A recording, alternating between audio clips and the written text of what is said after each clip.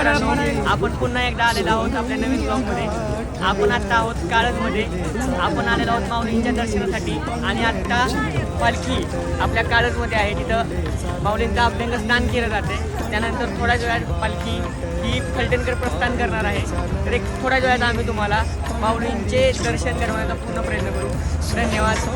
नमस्कार. तुम्ही पाहू शकता आता या ठिकाणी नगारखाना आलेला आहे माऊलींचा.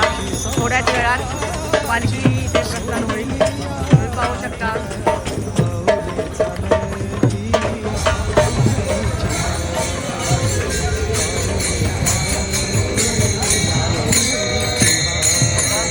हे आहे माऊलींचं अश्व.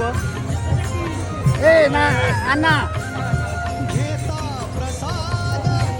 हे आहे माऊलींचं अश्व. तुम्ही पाहू शकता.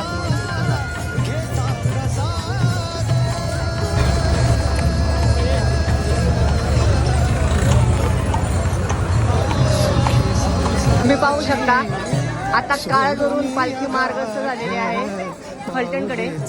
तरी हे आहे दृश्य माऊलीच्या पालखीचं.